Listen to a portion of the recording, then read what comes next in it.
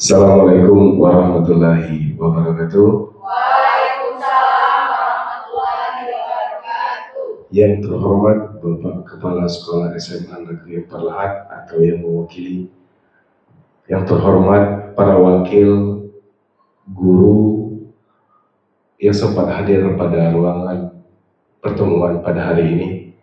Puji dan syukur kita panjatkan kehadirat Allah Subhanahu wa Ta'ala, karena berkat rahmat dan hidayahnya lah kita masih dapat berkumpul di ruang pertemuan pada hari ini dalam acara pengimbasan pembelajaran mendalam.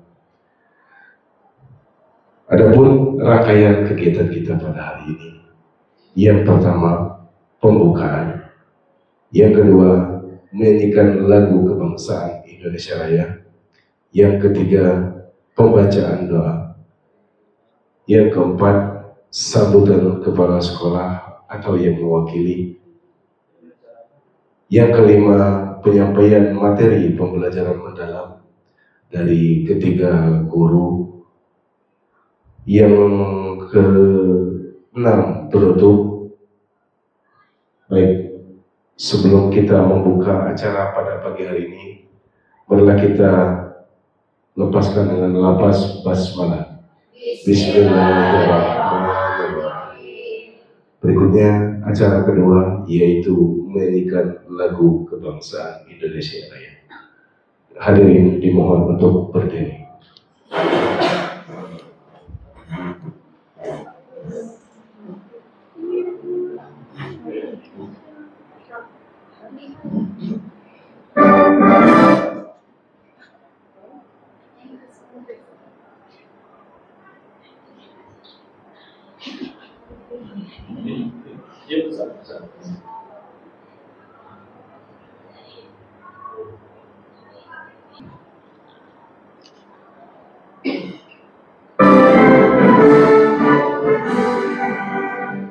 Indonesia tanah airku, tanah tumpah darahku.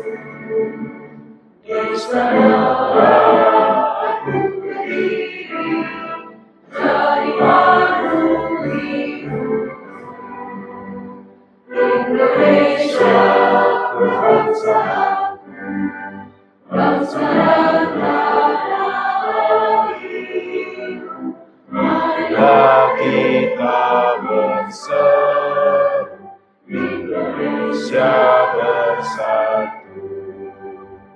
Hiduplah tanahku, hiduplah negeriku, bangsaku, rakyatku, semuanya.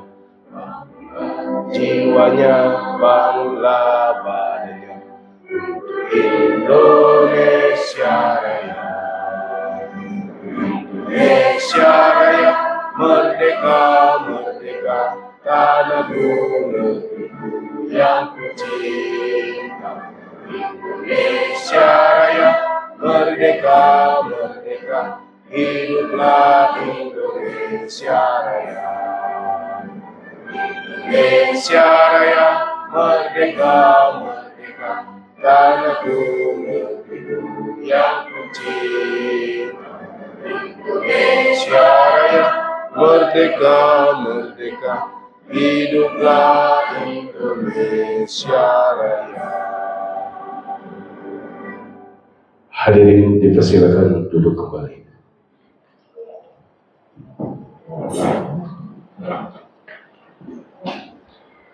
Berikutnya pembacaan doa yang akan dipimpin oleh Bapak Geri Sugierto, MPDGR.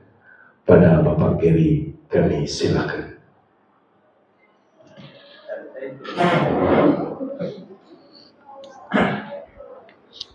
Izin Pak. Bismillahirrahmanirrahim. Assalamualaikum warahmatullahi wabarakatuh. Waalaikumsalam warahmatullahi wabarakatuh. Untuk memberkahi acara kita pada pagi hari ini, mari kita berdoa. Umul kitab Al-Fatihah. Auzubillahi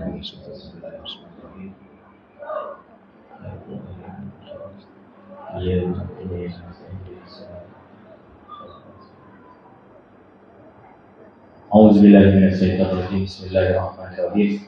Alhamdulillahirabbil alamin dan syakirin hamdan na'imin hamdan lima huwa yaqdi mazidah.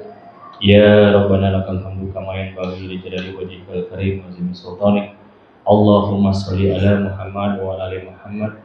Allahumma salamatan fid din wa qiyatan fil jasad wa ziyadatan fil ilmi wa barakatan fil rizqi wa tawbatan qabla al-maut wa rahmatan minal maut wa maghfiratan ba'dal maut. Allahumma hawin alaina fi salatil maut wa najatan minan nar wa hisab. Ya Allah, ya Tuhan kami, berkalilah kegiatan kami pada pagi hari ini. Semoga apa yang nanti disampaikan oleh para narasumber mendapatkan berkah dari Allah Subhanahu wa Ta'ala, Tuhan yang Maha Esa. Amin ya rabbal alamin.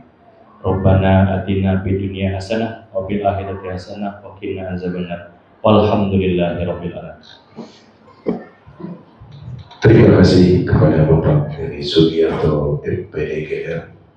Berikutnya rangkaian acara selanjutnya sambutan kepala sekolah, dalam hal ini diwakili oleh Bapak Aminuddin MPD.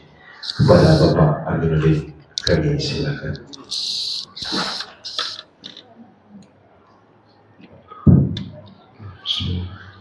Assalamualaikum warahmatullahi wabarakatuh. Waalaikumsalam warahmatullahi Yang terhormat Bapak Ibu Guru SMA Negeri 4 Lahat, Pak Geri dan Ibu Lela yang sudah mengikuti pelatihan tentang pembelajaran mendalam. Baiklah Bapak Ibu Guru, untuk hari ini serianya adalah kepala sekolah yang akan membuka pada acara pagi hari ini karena beliau ada kegiatan di Dinas Pendidikan.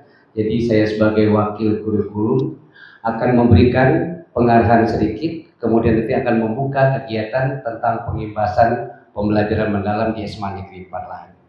Sebelum itu kepada ketiga pemateri, dan alhamdulillah sudah selesai dilaksanakan itu kalau nggak salah di SMP Negeri 4 Lahat ya Bapak Ibu ya, dari tanggal 18 sampai dengan 21 September.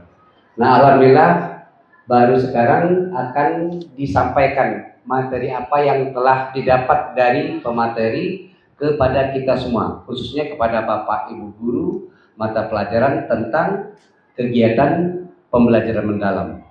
Bapak Ibu Guru sekalian, tentang kurikulum khususnya ini di Indonesia selalu berubah-ubah sesuai dengan keadaan zaman yang dalam hal sekarang ini.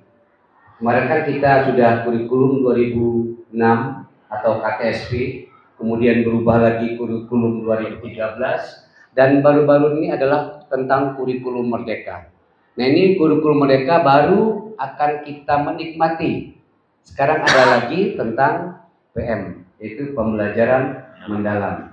Nah kepada Bapak Ibu Guru sekalian, mohon untuk dapat diikuti pengimbasan apa yang telah didapat dari ketiga materi yang telah dilaksanakan di SMP Negeri 4 Lahat kemarin. Mudah-mudahan apa yang disampaikan oleh pemateri pada hari ini itu bisa bermanfaat untuk Bapak Ibu Guru, khususnya dalam kegiatan belajar mengajar di kelas untuk tahun ajaran 2025-2026. Untuk itu kepada pemateri 3 kami ucapkan terima kasih. Apapun yang nanti yang didapat di pembekalan tentang PM kemarin untuk dapat disampaikan kepada Bapak Ibu Guru sehingga nanti dapat diimplementasikan ke kelas dan siswanya masing-masing. Untuk itu pada hari ini secara resmi pengimbasan pembelajaran mendalam di SMA Negeri 4 Lahat yang akan disampaikan oleh pemateri yaitu Ibu Roli Aprianti, Bapak Geri Sugiarto dan Ibu Lela Ganjar Kadarwati, mohon dapat diikuti sebagaimana mestinya dan mudah-mudahan bermanfaat. Jadi untuk hari ini secara resmi pengimbasan pelajaran mendalam saya buka. Saya kira itu saja, dan nanti mungkin ada penutupan, insya Allah nanti kepala sekolah akan hadir. Terima kasih. Wassalamualaikum warahmatullahi wabarakatuh. Waalaikumsalam warahmatullahi wabarakatuh. Terima kasih kepada Bapak Aminuddin MPD. Acara selanjutnya yaitu penyampaian materi pembelajaran mendalam Dalam hal ini akan dipaparkan oleh Ibu Roni, Ibu Laila, dan Bapak Gary Sugiarto. Kepada ketiga pemateri kami silakan.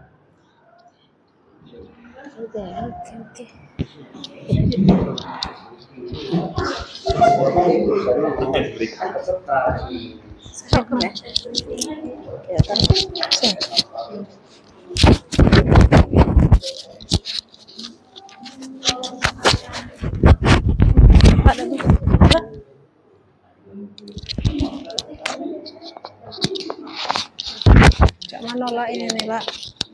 Lagi kok bernapas maksudnya? Power on.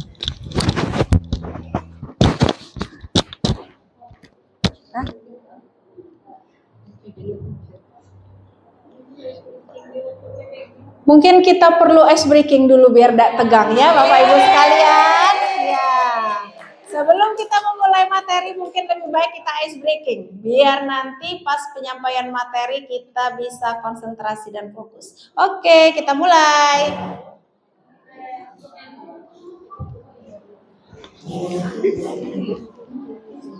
Hah? Oh iya. Bapak Ibu tolong berdiri. Oh. Jangan. Rame-rame ke. Kok banyak rame-rame ke aku, Nak. Sini Pak, ice breaking. Mau banyak. Biar banyak. Ayo, Rep. Arif. Ke depan. Arif instruktur. Ayo jangan ngomongin karena suaranya masuk.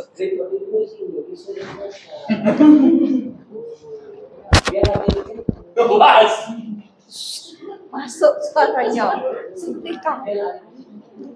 Ayo kita ice breaking dulu. Ikutin gerakan dari video. Ada kepala. Dari Nuni.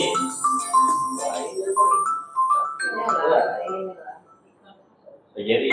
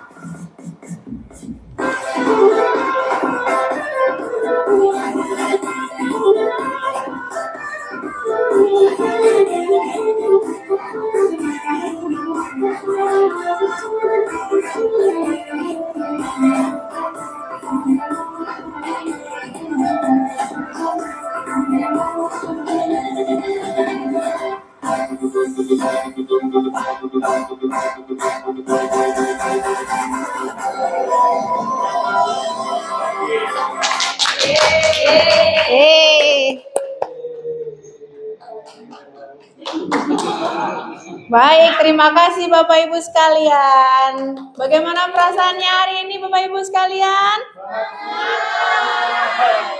Semangat sampai akhir ya. Baik Bapak Ibu sekalian, kita akan memulai materi. Tadi kan kita sudah copy break ya. Sudah copy break, terus kita sudah ice breaking. Nah, sekarang saya rasa mungkin sudah fokus dengan materi yang akan disampaikan.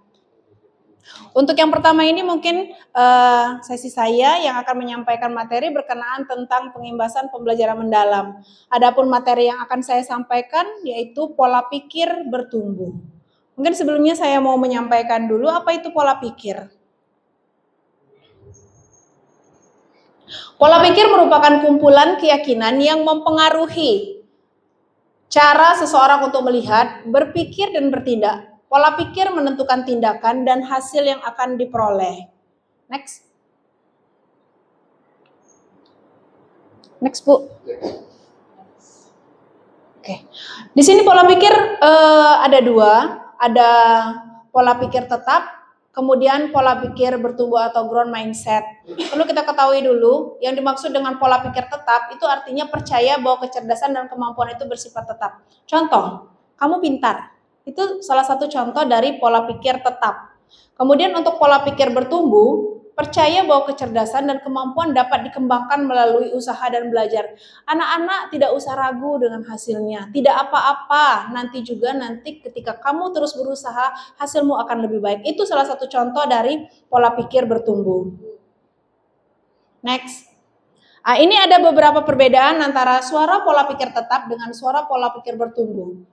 Kalau saya gagal, berarti saya tidak mampu. Ada beberapa orang, mungkin tidak hanya anak, mungkin kita juga. Ketika kita melakukan sesuatu, kemudian kita merasa, saya tidak mampu. Nah, itu salah satu contoh dari pola pikir tetap. Tapi ketika kita sudah memunculkan pola pikir bertumbuh, kalau saya gagal, artinya saya harus mencoba lagi. Hal ini mungkin beberapa guru di kelas mungkin sudah menanamkan, anak-anak tidak usah takut ketika menyampaikan materi. Saya rasa juga seluruh guru pasti akan menyampaikan tersebut. Pasti ada beberapa anak mungkin yang takut dalam menyampaikan pendapatnya. Pasti gurunya akan memberikan saran. Anak-anak tidak usah takut ya dalam menyampaikan pendapat. Tidak usah takut salah. Karena apa? Karena salah itu belum tentu salah. Salah itu siapa tahu benar. Ini seperti percobaan yang pernah saya baca. Ada percobaan ilmuwan dari Amerika. Menurut secara ilmiah itu sesuatu lingkungan yang bersih artinya tidak terdapat apa-apa. Tapi penelitian Amerika malah berkebalikan dari fakta yang ada. Dia mengatakan di suatu rumah itu jika ada kecoa, artinya rumah itu bersih. Tapi hal itu tidak serta-merta langsung disimpulkan kalau rumah ada kecoa pasti bersih. Tidak. Dia kemudian melakukan percobaan, kenapa bisa seperti itu? Oh, ternyata kecoa memakan makanan sisa yang ada di rumah tersebut sehingga membuat rumah itu bersih. Jadi tidak usah untuk takut dalam berpendapat. Kemudian mungkin anak-anak bisa menanam, guru atau anak-anak sekalian dengan teman-temannya mungkin bisa menanamkan prinsip tidak usah takut salah. Karena kita juga dalam belajar. Orang lain bisa, kenapa kita tidak bisa? Itu salah satu contoh dari pola pikir bertumbuh. Kemudian kesalahan menunjukkan kelemahan saya sehingga harus dihindari demi menjaga nama baik. Sering ketika kita melakukan kesalahan, maka nanti kita akan down. Padahal untuk pola pikir bertumbuh, kesalahan itu merupakan suatu proses belajar dan peluang untuk meningkatkan potensi diri. Next. Ini mengubah pola pikir tetap menjadi pola pikir bertumbuh, mengenali suara pola pikir tetap, menyadari bahwa kita punya pilihan, mengganti suara negatif dengan suara optimis, bertindak sesuai dengan pola pikir bertumbuh atau growth mindset. Ini berdasarkan atas latar belakang. Kenapa kita sekarang lebih mengarah ke pola pikir bertumbuh atau growth mindset? Fakta dari PISA 2018, Indonesia memiliki presentasi murid dengan growth mindset di bawah 40%. Karena kenapa? Karena biasanya kalau guru mengajarkan selalu terdoktrin, kamu itu beda pacak. Nah, kan biasa seperti itu ya. Kenapa di sini PISA 2018 menyatakan kalau presentasi murid growth mindset di Indonesia di bawah 40%. Tapi korelasi positif antara growth mindset dengan prestasi akademik, akhirnya intervensi pola pikir tersebut terbukti dapat meningkatkan pola pikir prestasi belajar melalui pola pikir bertumbuh atau growth mindset. Next. Nah, ini contoh strategi pengembangan pola pikir bertumbuh. Pujian proses, phase pujian pribadi. Contoh pujian proses untuk yang grow mindset. Kamu sudah berusaha keras. Itu lebih efektif ketika kita memberikan pujian pribadi, kamu pintar. Karena ketika kita menyatakan kamu sudah berusaha keras, maka nanti anak akan diajak untuk berpikir kritis, untuk berpikir bagaimana cara meningkatkan potensi diri. Sedangkan ketika kita memberi kamu pintar, stop sampai di situ saja.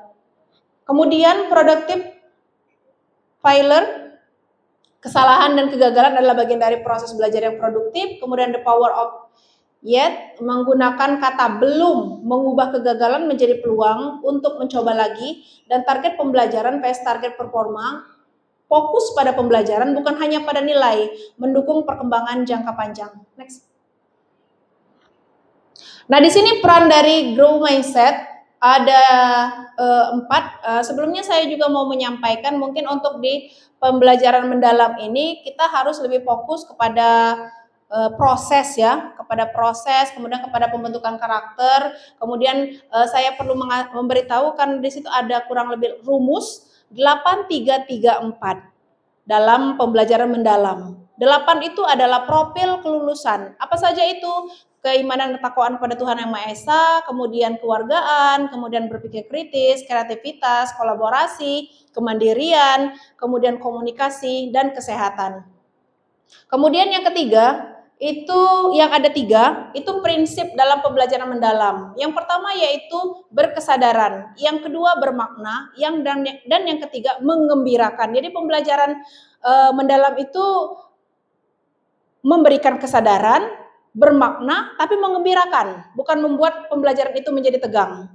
Kemudian yang ketiga lagi, yang ketiga ini adalah pengalaman belajar. Apa saja itu?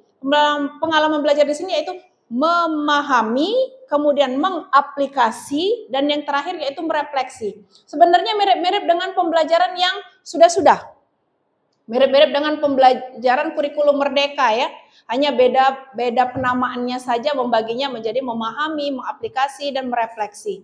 Dan yang keempat, yang terakhir itu adalah kerangka pembelajaran. Kerangka pembelajaran di sini ada 4. Ada pembelajaran pedagogis, artinya di sini dalam pembelajaran pedagogis itu ada model pembelajaran yang kita pakai.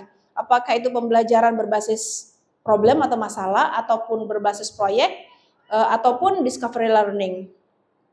Kemudian yang kedua yaitu lingkungan belajar. Lingkungan belajar di sini artinya lingkungan yang bagaimana yang mendukung proses pembelajaran kita dalam kegiatan pembelajaran mendalam.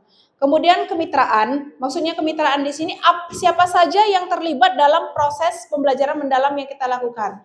Apakah itu guru, ataukah peserta didik, ataukah mungkin ke lingkungan luar, jadi melibatkan masyarakat yang ada di sekitar sana.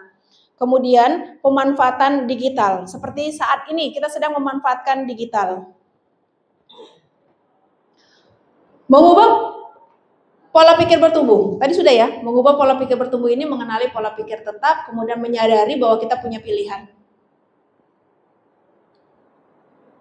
Next, ini sudah, prinsip pembelajaran tadi sudah, kemudian ini tadi sudah ya ini ya, ini ke profil kelulusan, salah satunya yaitu kreativitas. Next. Mungkin kesimpulannya di sini saya ingin menyampaikan, kemarin sempat ada perdebatan sedikit, apa perbedaan dari pembelajaran mendalam dengan deep learning. Para fasilitator menyampaikan katanya beda antara pembelajaran mendalam dengan deep learning. Padahal sebenarnya sama kalau menurut saya pribadi ya. Kalau menurut saya pribadi sebenarnya sama. Semuanya itu berbasis kepada proses. Bagaimana proses yang kita lakukan. Hanya bedanya mungkin agak membedakannya sedikit saja. Kalau untuk deep learning itu lebih ke arah AI. Sedangkan pembelajaran mendalam itu lebih ke arah proses. Walaupun kedua-duanya itu lebih ke arah proses. Jadi kita di sini dituntut ke arah prosesnya. Bagaimana kita mengajak siswa untuk berpikir kritis, memecahkan suatu masalah, sampai dengan nanti mencari solusi terhadap permasalahan tersebut. Mungkin itu saja kesimpulan untuk materi saya mengenai pola pikir. Selanjutnya nanti akan dilanjutkan oleh Mem Laila untuk materi selanjutnya. Terima kasih banyak. Wassalamualaikum warahmatullahi wabarakatuh. Waalaikumsalam warahmatullahi wabarakatuh. Ya, Mem, bye. Kan, Mem, kejinguan. Nah. Ice breaking lagi lah. Oh iya, ice breaking lagi. Ya. Apalah arah samsa. Bapak Ibu. Ya. Bapak Ibu. Oke. Nah, tegak. Yuk, Bapak Ibu tegak. Berdiri lagi Bapak Ibu. Ice breaking lagi kita.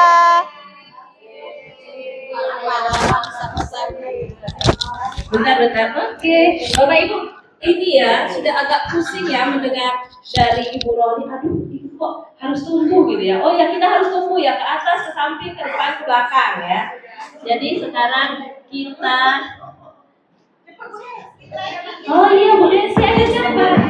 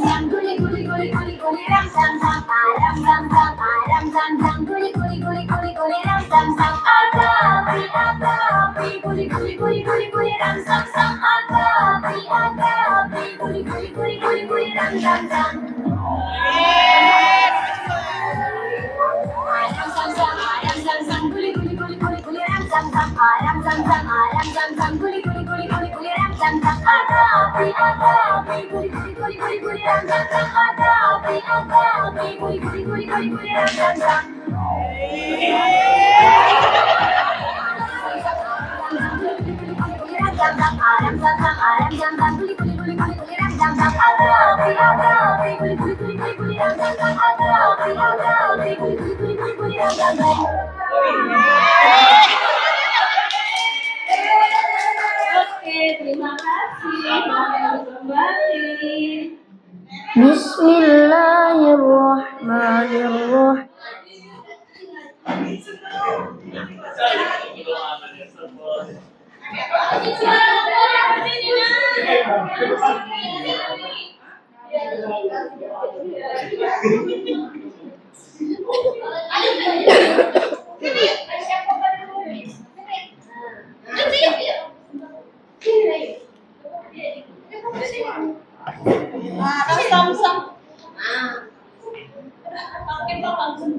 Oke, tadi sudah ice breaking.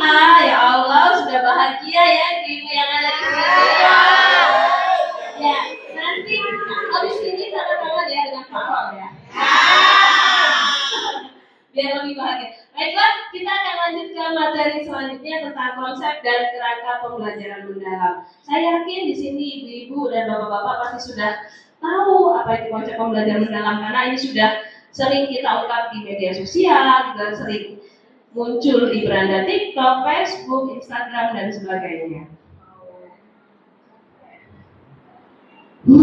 Ternyata kita ice breaking tadi, gitu ya. Jadi di sini di dalam pembelajaran mendalam tadi seperti yang disebutkan oleh Ibu Roli pada materi sebelumnya, di situ ada dimensi profil lulusan. Kalau dulu pada saat kita kurikulum merdeka, di situ namanya apa? Profil pelajar Pancasila ada 6, kalau di sini ada 8. Di sini yang baru itu ada kewargaan dan kesehatan. Nah, jadi di sini kewargaan itu berkaitan dengan bagaimana kita menjadi warga negara yang baik.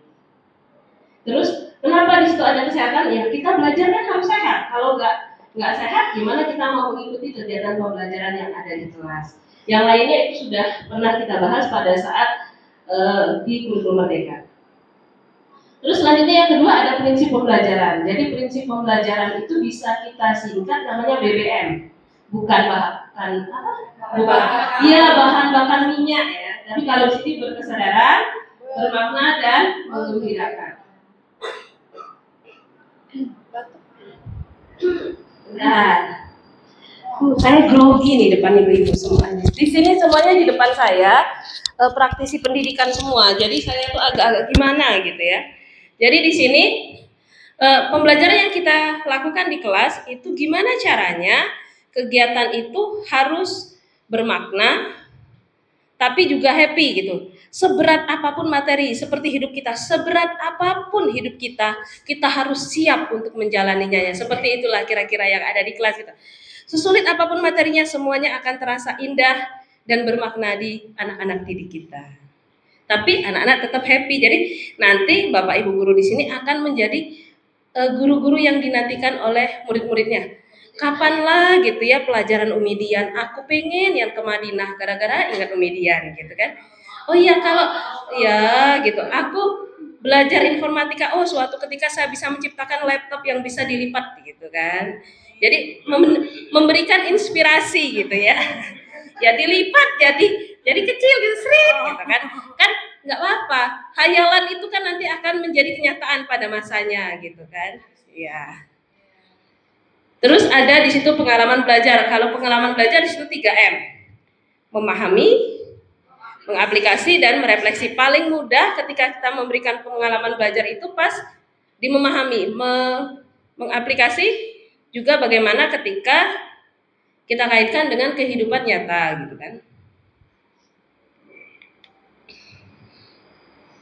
Nah, di sini di dalam pembelajar mendalam dia akan menciptakan proses belajar yang berkesadaran di mana anak-anak itu belajar dari dirinya gitu. Tapi kita juga sebagai guru bagaimana kita menimbulkan motivasi supaya belajar gitu. Jadi begitu anak-anak bangun pagi, ya Allah aku happy nih mau sekolah nih gitu.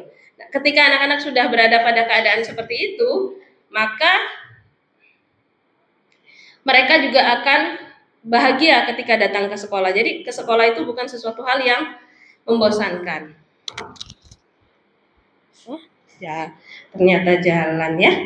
Terus dilandasi oleh olah pikir 4O. Nah, kebetulan di sini ada guru olahraga gitu kan, pasti kalau selama ini kita mikir pelajarannya olahraga terus gitu kan. Ternyata di dalam pembelajaran mendalam ini juga dilandasi oleh pemikiran holistik.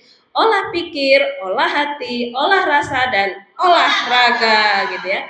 Itu ada, saya masih ada ingat di kelas 12 memang. Salam bahagia. Salam sejahtera. Terakhirnya Assalamualaikum. Saya ingat banget sama anak itu sama Yan gitu ya. Jadi saya pas itu selalu ingat gitu. Oh ya, ini anak suka olahraga kayak gitu.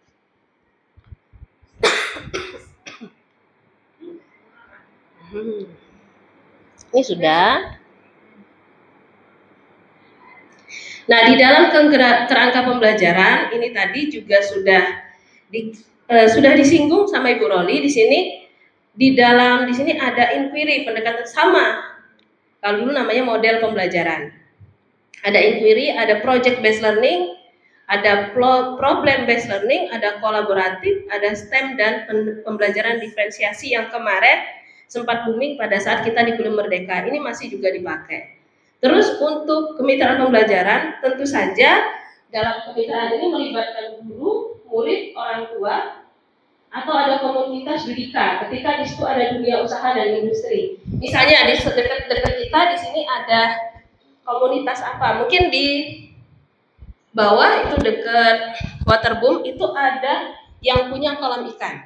Mungkin kita bisa bekerja sama. Kebetulan itu wali murid kita bisa bekerja bagaimana mengolah ikan dan beternak ikan gitu kan. Jadi itu bisa menjadi salah satu pengalaman belajar untuk murid-murid kita.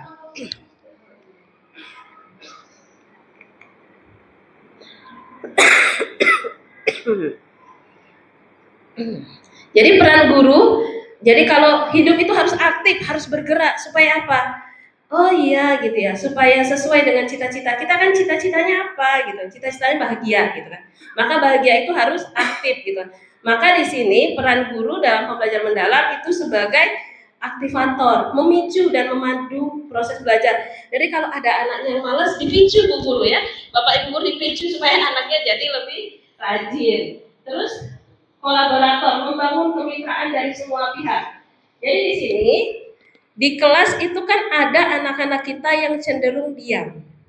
Karena pada akhirnya nanti mereka nggak akan bisa selamanya itu diam dalam hidup ini, nggak bisa, karena kita membutuhkan kerjasama. Salah satu tantangan di dunia kerja, mampu bekerja sama.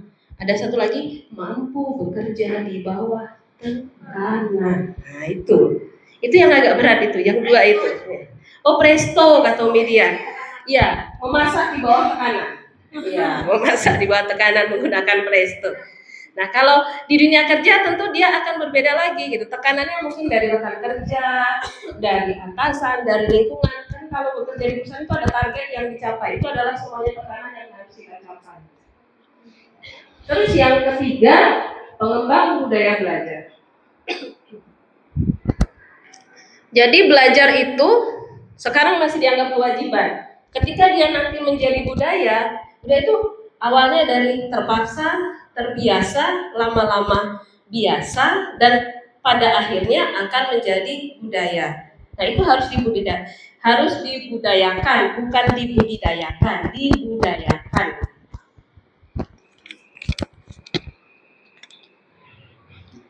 Ini mungkin itu saja penyampaian dari saya. Nanti akan disampaikan oleh pemateri selanjutnya yang dalam hal ini akan disampaikan oleh guru fisika yang terbaik, terganteng, dan satu-satunya guru fisika laki-laki di SMA 4 gitu. Kepada Bapak Gary Sugiarto kami persilahkan. Oh iya, boleh sedikit lagi boleh.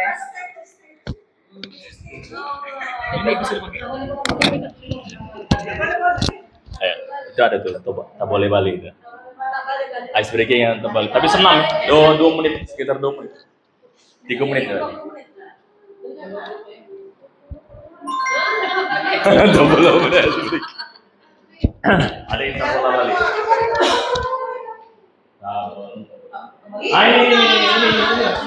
Ini.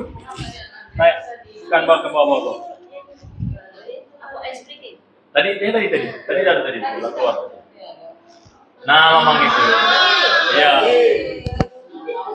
Oke.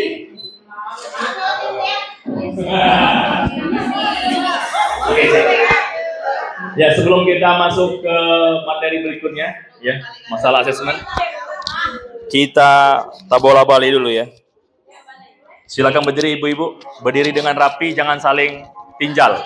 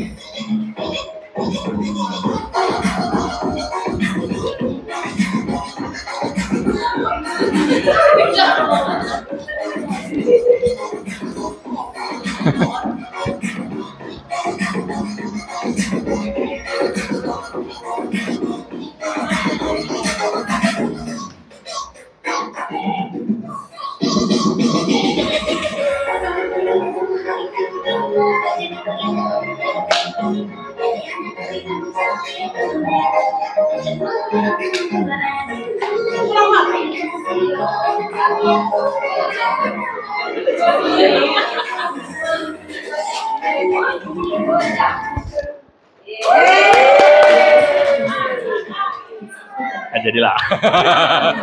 Padahal 10 kali itu. 10 kali pasti ketemu dengan 30 menit. Oke, mana ini tadi? Bisa dipakai?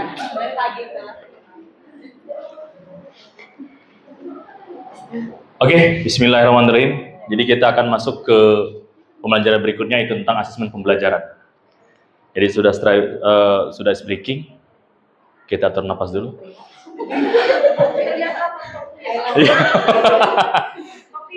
Iya, copy break ya seharusnya. Jadi kita akan masuk ke asesmen pembelajaran, Bapak Ibu sekalian. Jadi asesmen pembelajaran itu mengenai evaluasi pembelajaran. Saya rasa hal-hal ini itu sudah tahu, ya, sudah tahu. Tinggal sekarang kita hanya mengulangi, mengingatkan saja bahwa dalam deep learning itu juga kita akan menggunakan asesmen pembelajaran. Nah, sekarang yang jadi masalah adalah bagaimana asesmen pembelajaran pada deep learning. Yang utama, dalam pembelajaran deep learning ada 3 komponen yang harus dipahami untuk asesmen pembelajaran: berkeadilan, edukatif, dan objektif. Nah, itu hal pokok yang harus dipahami. Lalu, prinsip yang seperti apa yang dipakai? Prinsip yang dipakai itu sesuai dengan Permendikbud nomor 21 tahun 2022. Di situ dikatakan, kalau seandainya berkeadilan, itu tidak bias oleh latar belakang. Jadi kalau seandainya kita ngomong masalah asesmen, tidak melihat latar belakang dari siapa siswa tersebut. Jadi di sini menghindari yang namanya unsur sara, jelas beda di situ. Lalu yang berikutnya ada edukatif. Jadi dari hasil asesmen itu akan melihat umpan baliknya seperti apa untuk terkait dengan proses pembelajaran. Setelah edukatif ada objektif, ya, berdasarkan fakta yang ada di lapangan, ya. Itu berdasarkan Permendikbud nomor 21 tahun 2022. Lalu bagaimana asesmen dalam pembelajaran mendalam? Jadi ada 3 fungsi yang utama pada asesmen. Yang pertama itulah asesmen sebagai pembelajaran. Yang kedua asesmen untuk pembelajaran, dan yang terakhir adalah asesmen dalam pembelajaran. Kita lihat yang pertama, asesmen sebagai pembelajaran. Untuk asesmen dalam pembelajaran itu terkait dengan refleksi proses pembelajaran. Jadi kita sebagai guru tidak mengatakan bahwa pembelajaran yang kita lakukan adalah pembelajaran terbaik, tidak. Pasti butuh penyesuaian-penyesuaian tergantung dengan lingkungan kelasnya masing-masing. Maka kita sebagai guru seharusnya bisa merefleksikan diri peserta didik dengan cara yang pertama, jurnal reflektif, ya, self assessment, peer assessment, checklist kemajuan belajar dan lainnya. Itu untuk menunjang proses pembelajaran yang akan dilaksanakan. Lalu berikutnya asesmen untuk perbaikan proses pembelajaran, yaitu peta konsep, umpan balik, observasi, dan pertanyaan diagnostik. Ini lebih ke proses ke siswanya. Bagaimana nanti siswa itu memang benar-benar berkesadaran untuk berada di pembelajaran. Lalu yang terakhir, asesmen untuk mengukur capaian pembelajaran akhir, atau di akhir pembelajaran, yaitu berupa tes lisan, tes tertulis, laporan penilaian proyek, portofolio, dan yang lainnya. Lalu bagaimana teknik asesmen yang ada? Ya. Kalau untuk asesmen yang pernah kita lakukan pasti tes tertulis, ya, jelas itu tes tertulis pasti setiap guru melakukan itu, ya. Lalu tes lisan, ini saya yakin untuk pembelajaran-pembelajaran tertentu bisa digunakan untuk tes lisan. Jadi artinya untuk asesmen disesuaikan dengan pembelajarannya masing-masing, mata pelajarannya masing-masing. Tidak bisa kita maksakan untuk asesmen tes lisan seluruh untuk mata pelajaran. Saya rasa hal itu harus disesuaikan dengan relevansi mata pelajarannya masing-masing.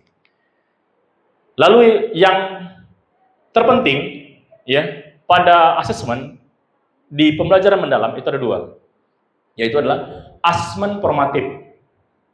Nah, asesmen formatif ini berupa umpan balik selama proses pembelajaran untuk perbaikan.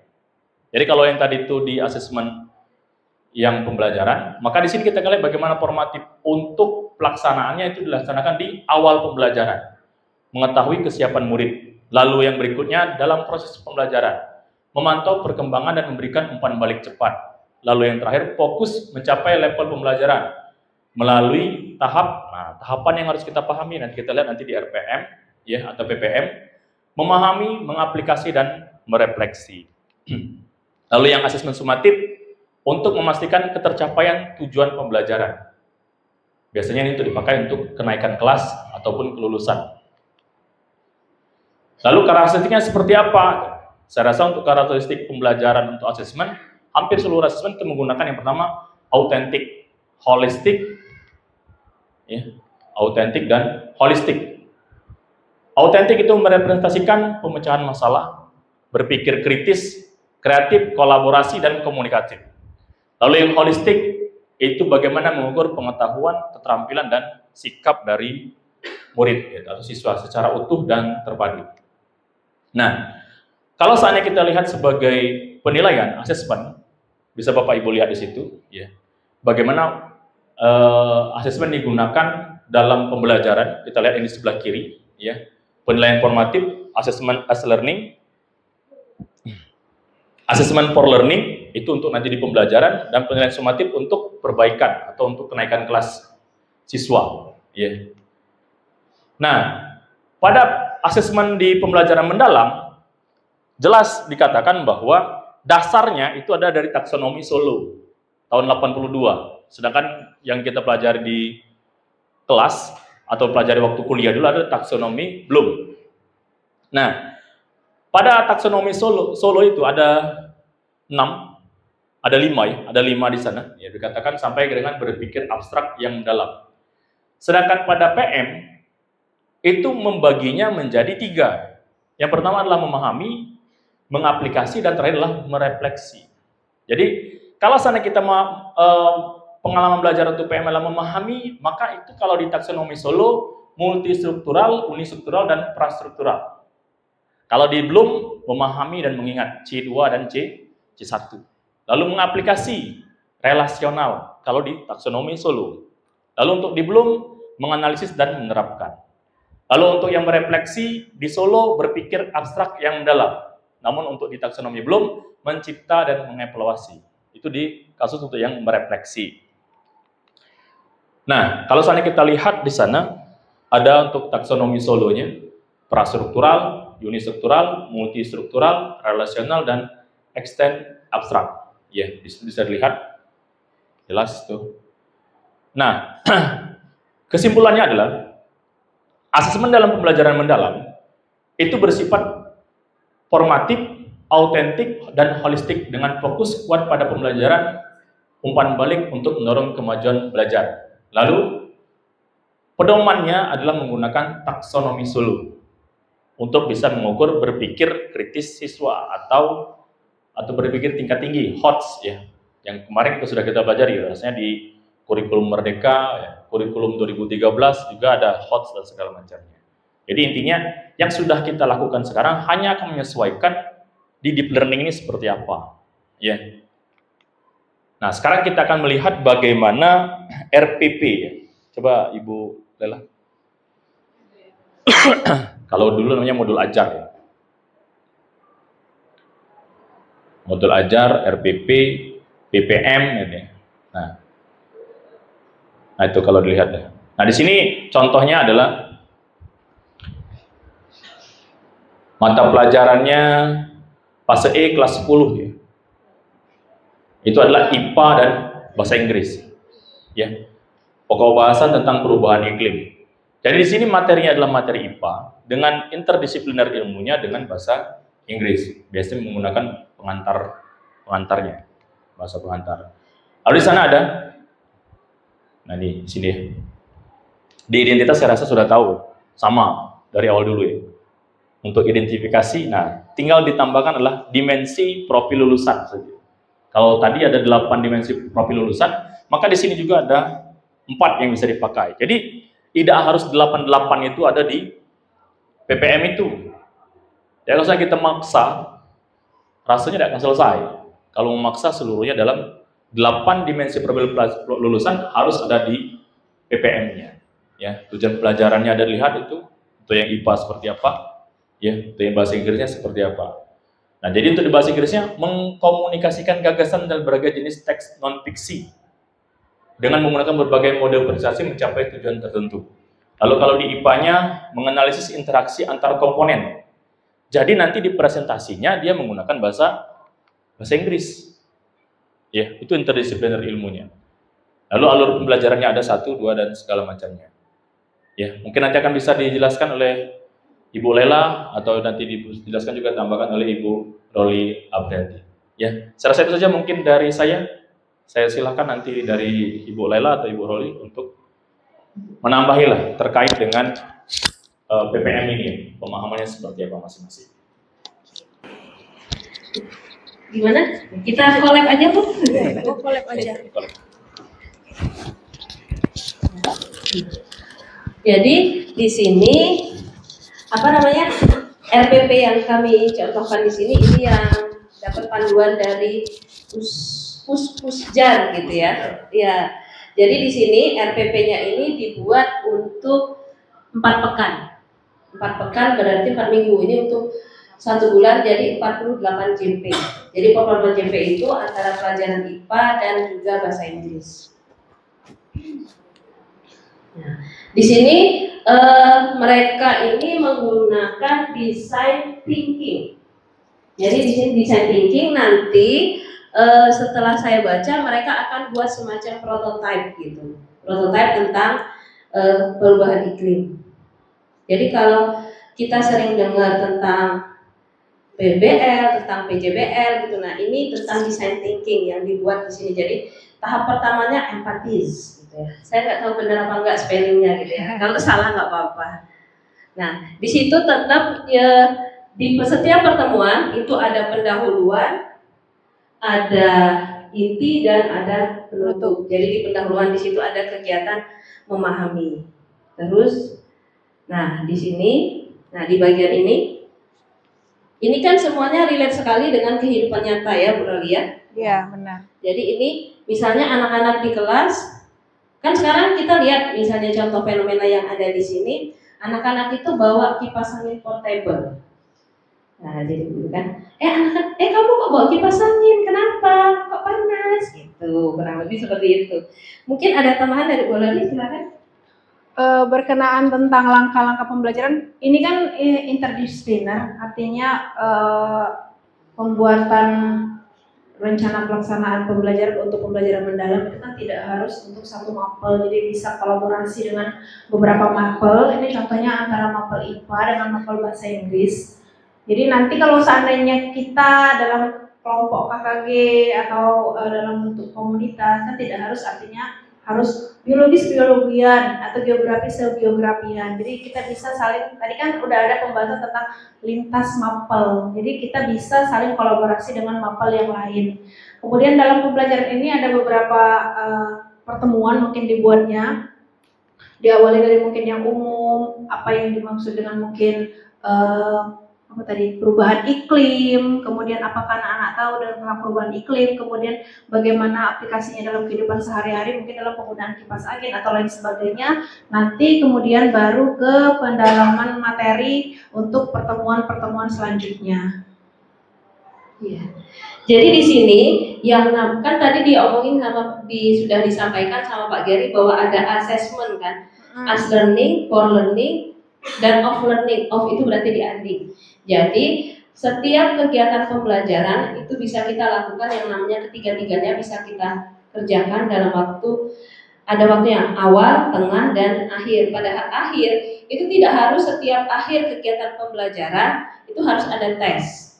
Jadi ketika di situ di dalam kegiatan akhir pembelajaran itu ada kegiatan merefleksi, itu sudah bisa masuk di kegiatan off learningnya. Jadi misalnya anak-anak untuk melihat gitu, atau mungkin sedikit ibu-ibu pakai sticky note atau misalnya tuliskan di papan tulis dan sebagainya, itu sudah bisa karena untuk melihat hasil pembelajaran pada hari itu. Tapi nanti kalau misalnya mau dikumpulin di akhir, mau ada tes sumatif, contohnya misalnya mau ambil PH atau kuis, itu juga boleh. Jadi maksudnya di sini asesmen untuk formatif itu tidak harus kita dalam bentuk tes, dalam dalam proses itu aja sebenarnya kita sudah mengambil penilaian formatif. Sebagai contoh mungkin kita mengerjakan kalau seperti kami pelajaran IPA atau pelajaran geografi mungkin ada LKPD, kemudian dari LKPD tersebut ada instrumen penilaian, itu sebenarnya sudah ke penilaian formatif sebenarnya. Jadi tidak harus dalam bentuk tes di akhir, tidak harus.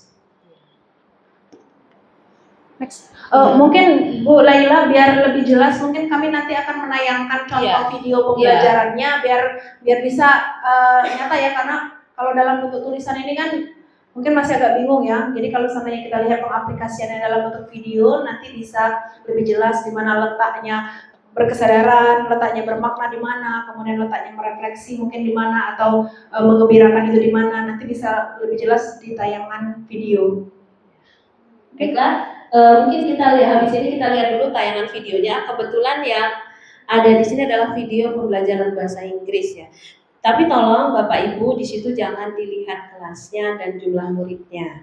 Kita sesuaikan nanti dengan keadaan kita yang ada di lapangan. Ya. Di referensi itu anak-anak beserta kita sebagai ibu guru menarik kesimpulan kegiatan pembelajaran pada hari itu dan juga bagaimana perasaan mereka. Are you happy about your learning today? Gitu. Iya, bisa. Yuk, kan besti sama kami itu, gitu kan? Yuk, kami belajar kalau ada kemarin, kan ada hasilnya. Nah, apa? Oh, jadi nah, jadi kayak gitu. Berarti, ya di sini saya bersama Ibu Kris, Bu Marta, Bu Dian, Bu Ar, Mbak Marta itu juga terus bahkan. Jadi nanti kalau mungkin guru bahasa Inggris bisa berkolaborasi tentang guru kimia gitu, tentang berbagai macam itu gitu ya.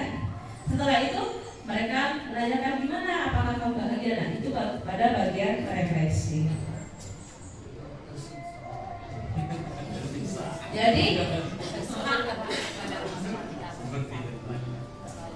untuk yang SPP di sini atau PPM gitu ya, bisa dibuat di dalam hanya 2 kali pertemuan. Terserah Bapak Ibu mau buat beberapa pertemuan, itu tergantung suka-suka mana suka seperti itu.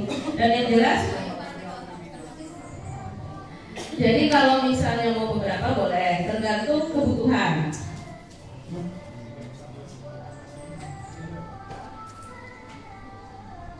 Nah ini nanti insya Allah kami share di grup. Karena cuma ini yang berhasil bisa di-download. Hari ini di-download, besoknya sudah dikunci sama Pak saya. Jadi pas itu langsung saya download. Ada contoh RPP kemarin, fisika sama biologi atau apa gitu ya, ada ya. Iya tentang diabetes. Tapi ternyata nggak bisa dikunci sama yang punya filenya dari pusat sumber belajar. Iya bayar, kan harus bayar. Iya karena kemana-mana kita harus bayar gitu ya. Soal apa? Enggak. Bayar apa? Mau dibayar pakai apa? Mau dibayar pakai cinta atau pakai apa gitu ya? Nanti akan dibayar oleh pahala yang banyak dan rezeki yang banyak oleh Allah gitu ya. Amin Allahumma amin.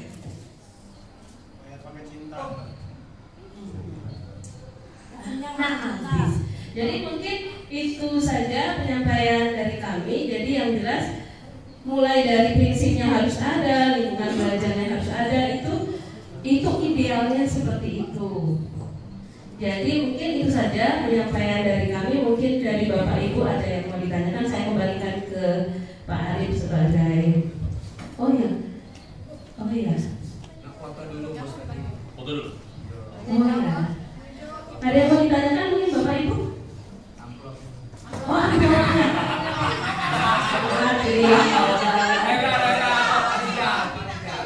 Oh, Pak Rizal boleh.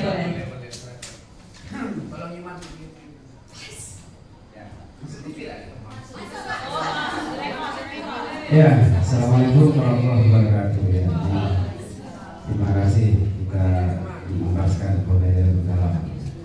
Memang sederhana saja pertanyaan saya ya. Kita ini mau bagus semua. Dengan zaman berbeda, era berbeda, tantangan juga berbeda. Iya, waktu ini kita belum habis kita berjibaku dengan kurikulum merdeka. Ini sekarang ganti nilai. Maunya kemana sih arah pendidikan kita? Nah, iya, ini pertanyaannya untuk para narasumber. Gimana caranya penyerapan pembelajaran mendalam ini di konteks sekolah? Kita nanti sudah berbicara di luar kasar, tapi kita lupa kaki kita ada di atas tanah. Ya. Itu aja pertanyaan saya. Mohon maaf bukan yang menggurui, hanya pertanyaan kepada narasumber. Terima kasih. Assalamualaikum warahmatullahi wabarakatuh.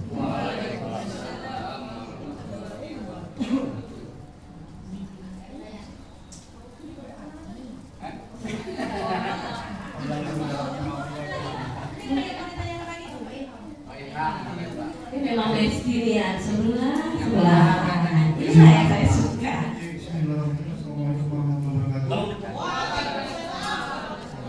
Izin Pak, Bu, izin bertanya. Jadi fokus utama dari pembelajaran mendalam ini apa? Yang ditanya ya, fokus utamanya apa? Terima kasih. Terima kasih Pak Ilham atas pertanyaan yang luar biasa. Oh ya, dia dapat notas.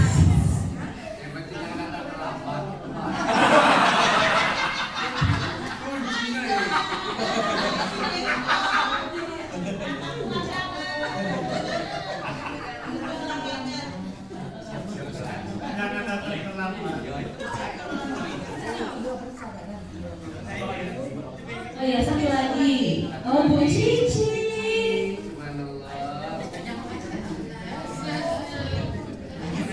Oke, assalamualaikum warahmatullahi wabarakatuh. Terima kasih kepada pemateri hari ini yang luar biasa memberikan ilmunya. Pada kesempatan kali ini saya izin bertanya, kalau kita berbicara masalah deep learning, pembelajaran yang mendalam, yang ingin saya tanyakan, tantangan apa yang dihadapi kalau deep learning ini dilaksanakan dan harus dilaksanakan, apalagi kita ini sekolah negeri, dan bagaimana kiat-kiatnya agar kita ini semua menjadi guru yang menggembirakan untuk semua, sehingga siswa nggak lagi aduh pusing nih, tiba-tiba aduh sakit kepala kalau sudah pelajaran ini gitu, kan? Apa clue-cluenya, nggak stres lagi, dan apa kayaknya menjadi guru yang menggembirakan, nggak ngambek-ngambekkan, apa clue-cluenya, kiat-kiatnya Pak Dewi dan Ibu Roli dan Ibu Lagi. Terima kasih. Wassalamualaikum warahmatullahi wabarakatuh. Terima kasih Bu Cici. Ada yang mau nanya? Bu Epi, oh Bu Epi. Soalnya tadi Bu Epi saya ini deh. Enggak pas aja ternyata. Siapa yang nanya dulu? Gimana dulu mungkin aja. Pertanyaannya saya berdiri siap. Pertanyaan yang pertama dari Pak Rizal, bagaimana penyerapan pembelajaran mendalam di konteks sekolah, dalam konteks sekolah? Mungkin kalau yang saya tangkap dari Pak Rizal tadi, baru mulai yang belajar kurikulum merdeka, tiba-tiba lah ganti lagi pembelajaran mendalam. Ini mau dibawa kemana? Untuk pertanyaannya itu ya. Sebenarnya sih intinya satu sih sebenarnya, intinya kita kan mau ke berpusat pada murid, berpusat pada peserta didik. Bagaimana kita memberikan ilmu supaya nanti ilmunya bisa sebanyak kaya. Terkait dengan itu kan itu adalah peraturan pemerintah Pak Rizal sebelumnya. Berganti pemerintah maka akan berganti juga aturan. Berganti pemerintah maka juga akan berganti proyek Pak Rizal. Tapi intinya tetap satu Pak Rizal. Guru itu yaitu menyampaikan ilmu seikhlas mungkin kepada siswa dengan harapan nanti akan meningkatkan kualitas. Karena itu nanti hubungannya akan ke mutu pendidikan. jurusan. Balik-balik lagi, bagaimana kita menerapkan pembelajaran mendalam. Itu sebenarnya kalau kita mau sampaikan, bapak-bapak harus, ibu-ibu harus nanti tekniknya dengan pembelajaran mendalam. Tidak bisa. Itu baliknya itu kesadaran masing-masing. Setiap guru pasti punya trik dalam mengajar anaknya. Setiap guru pasti punya cara untuk mengajarkan kepada anaknya atau strategi yang diberikan kepada anaknya supaya nanti apa yang kita sampaikan itu tersampaikan kepada peserta didik. Balik-balik itu kesadaran Pak ya. Tapi yang penting saya mendukung program pemerintah dengan harapan kita meningkatkan proses. Bagaimana ini perbaikan proses karena pembelajaran mendalamnya lebih mengarah ke perbaikan proses. Nanti hubungannya jika terjadi perbaikan proses maka nanti akan terjadi perbaikan ke hasil. Bagaimana Pak Rizal? Terima kasih banyak Pak Rizal. Mungkin pertanyaan selanjutnya. Ya, pertanyaan Ilham Pak Dery. Fokus utama gitu ya. Sebenarnya sudah dijawab gitu ya sama Bu Loli gitu. Jadi fokus utamanya seperti apa yang ditanyakan oleh Pak Ilham itu sebenarnya sudah diwakili sama Bu Loli. Saya sendiri di sini sedikit menambahkan bahwa ketika kegiatan pembelajaran apapun, mulai dari kurikulum apapun, sejak dari kurikulum yang saya tahu itu dulu ada kurikulum 74, CBSA, yang dulu CBSA itu apa namanya? Bukan JIS. Ya, cara belajar siswa aktif itu kan sama, cuman diterjemahkan dalam bentuk yang berbeda gitu. Akhirnya cara itu sampai habis, kan memang anak aktif menulis gitu kan. Nah, pada akhirnya semuanya itu nanti tujuannya untuk fokusnya ke peserta didik agar peserta didik itu siap menghadapi hidupnya. Karena apa? Kita tidak bisa misalnya, oh ini berubah, karena pada akhirnya yang abadi itu adalah perubahan itu sendiri. Mau kita nggak suka perubahan nggak bisa, karena perubahan tetap jalan. Misalnya kita nggak suka sekarang banyak aplikasi, nggak bisa. Kalau kamu nggak bisa aplikasi, kamu nggak bisa melanjutkan ke poin-poin selanjutnya. Suka atau tidak suka ya seperti itu. Dalam pendidikan juga sama. Perubahan yang ada dalam pendidikan kita ikuti. Kita nggak bisa stuck terus di situ. Kita harus mengikuti perubahan yang ada, merubah pola pikir yang ada, mengupgrade skill kita yang mungkin sekarang biasa untuk menjadi sesuatu hal yang luar biasa. Saya kira itu saja. Terima kasih. Selanjutnya pertanyaan dari Bu Cici akan dijawab oleh Pak Genry. Terima kasih. Jadi ini pertanyaan Ibu Cici. Tantangan. Jadi kita terus chat menjadi guru yang mengembirakan. Ini seolah-olah kami bertiga di sini mengembirakan. Padahal masuk. Coba lihat. Jadi seperti ini. Kalau dari kami juga sudah berusaha ya, sesuaikan dengan zamannya. Zamannya sudah seperti ini. Jadi TikTok itu memang gunanya bukan untuk sekedar ditonton mereka, tapi memang ada beberapa konten-konten pembelajaran yang bisa kita lihat. Contoh, misalkan ada kuis. Kan pelajaran fisika itu kan luar biasa, menantangnya maksudnya,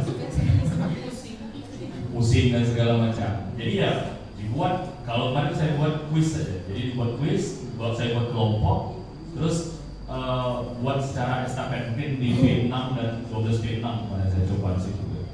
Ya minimal siswa yang selama ini tidak aktif, mereka ikut aktif untuk dalam pembelajaran. Jadi saya mencoba menyesuaikan dengan keadaan zaman seperti apa.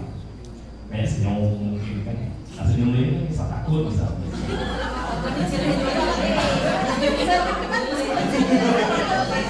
Ya intinya balik lagi, satu fokus kita adalah siswa, lalu yang kedua guru, maka harus menyesuaikan dengan siswa.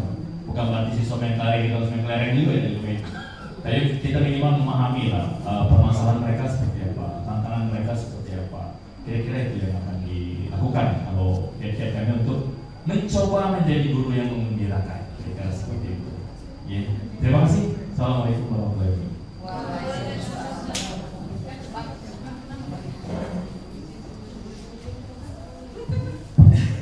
Ini menambahkan cara jadi guru yang menyenangkan. Dulu kan waktu ibu kan ikut pelatihan guru kan membedakan Waktu tampil di depan kelas, waktu tampil di memberikan materi, menarik nggak? Menarik kan? Ya, itu kan kenapa menarik? Pakai alat, ibu energi penuh, ngajar dengan sungguh-sungguh di depan kawan, kan menarik. Nah, kenapa nanti yang sekarang terjadi ketika pelatihan selesai kembali sekolah nggak lagi dari itu? Jujur saya katakan, hampir saya nyampe kan di kelas biasa nggak pakai alat peraga gitu ya, mengajar di kelas sudah nggak senyum lagi, mungkin mikir beras habis di rumah gitu kan, ribut dengan laki, ribut dengan bini di kelas kan, sehingga energinya nggak lagi seperti itu. Ketika pelatihan bergerak, nah ini maka ini slide-nya, ini raganya kan enak, ngomong lepas gitu kan. Tapi selesai kembali ke sekolah, kembali ke kelas, powernya berkurang 1%, tinggal setengahnya. Nah itulah menyebabkan kita tidak jadi guru yang menyenangkan. Artinya ada batasan ketika masalah di rumah dengan di sekolah. Harus dibedakan, jangan dibawa masalah di rumah yang terjadi, masalah keluarga, masalah anak, masalah dengan suami, atau masalah dengan istri, atau dengan tetangga, lepaskan di sekolah. Nggak boleh bawa. Kalau itu terbawa, makanya kita nggak bisa jadi guru yang menyenangkan. Gitu. Lagi nulis kan, menerangkan pelajaran, teringat utang, teringat beli sayur, gitu.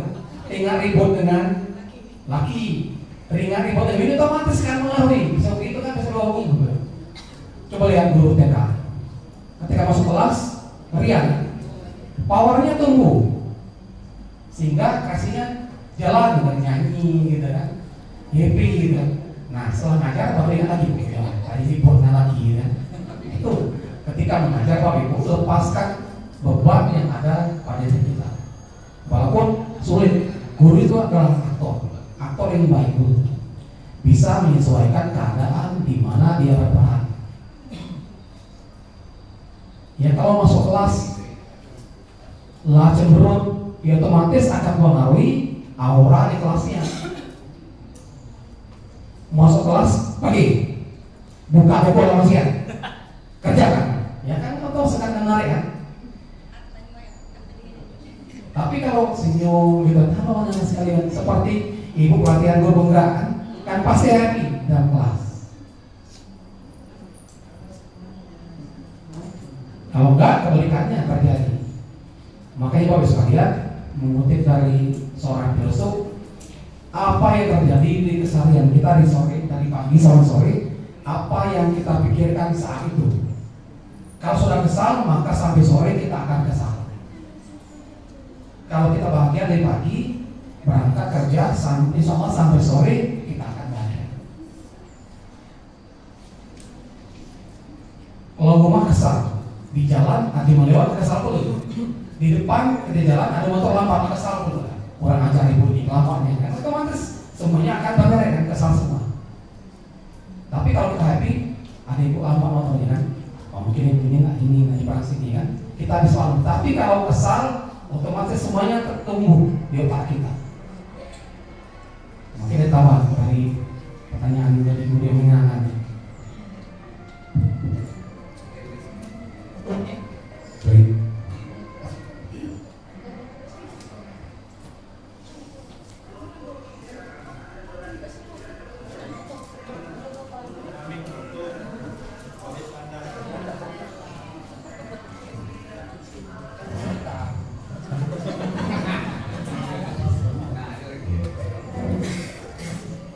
Demikianlah pengimbasan pembelajaran mendalam yang telah dilakukan dan dilaksanakan oleh Bapak Eri Sugiarto, Ibu Roli, dan Ibu Laila. Terima kasih juga kepada Bapak Kepala Sekretariat Parlaha, Bapak Dr. Masini MPD, yang selalu mendukung kami dalam suatu pembelajaran yang baru. Sebelum saya akhiri acara kita pada hari ini, saya ada sedikit pantun.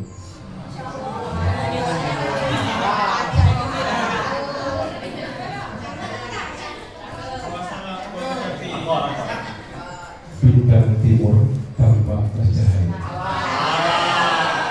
Indah bersinar di langit malam. Belajar kritis sepanjang masa. Ilmu berkembang tak pernah padam.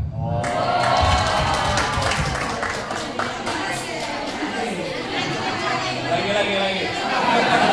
Sekali. Air jernih mengalir ke hulu. Jernihnya tampak di dasar sungai. Belajar terus membuka akalmu. Kebenaran sejati tak mudah dicapai.